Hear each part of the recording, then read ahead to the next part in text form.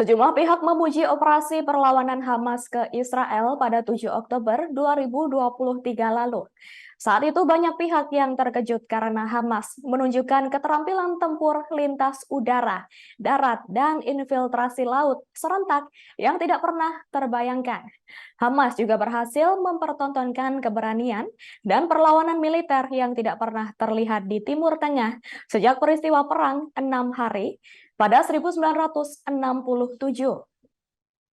Adapun karena serangan dari Hamas itu, militer Israel diduga malu karena kecolongan ada peristiwa bobolnya tembok pertahanan canggihnya di perbatasan dengan jalur Gaza. Bahkan nyawa ribuan penduduk sipil, polisi, dan tentara Israel melayang.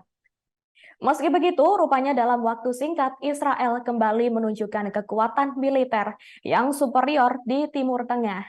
Sejarah konflik Palestina pun telah diubah lewat aksi Hamas ini. Di luar keberhasilan operasi perlawanan Sabtu lalu, diduga kelompok Hamas telah membuat kesalahan strategis. Dari fakta keterangan serta sejumlah rekaman video yang beredar, kesalahan strategis Hamas adalah ketika pertempurannya membunuh ratusan peserta festival musik di tengah gurun Israel Selatan. Diketahui pasukan paraglider yang dikirim mendarat di dekat lokasi festival menimbulkan kepanikan dan terjadilah pembantaian yang nyaris tanpa perlawanan. Israel menyebut ada 280 jasad, yang kebanyakan adalah anak-anak muda, tamu dari festival musik, ditemukan di berbagai lokasi dalam posisi mereka sedang menyelamatkan diri. Pembunuhan ini benar-benar jadi kampanye buruk bagi Hamas. Israel secara cepat dan maksimal menarasikan Hamas adalah kejam, sadis, dan stigma paling buruk lainnya. Kesalahan kedua, petempur Hamas membawa lari dan menawan orang-orang Israel lanjut usia dan anak-anak dari sejumlah pemukiman Yahudi di dekat Gaza. Beberapa potongan video yang beredar secara maksimal digunakan Israel untuk menunjukkan Hamas adalah kelompok yang tak punya belas kasihan dalam pertempuran. Kesalahan ketiga, kelompok Hamas harus kehilangan tak kurang dari 1.500 petempur yang dikirim memasuki wilayah Israel. Nyaris semua petempur itu ditewaskan baik dalam pertempuran maupun operasi pembersihan yang dilakukan pasukan Israel sehari setelah tanggal 7 Oktober. Israel belum pernah mengumumkan ada petempur Hamas yang menyerah atau ditawan.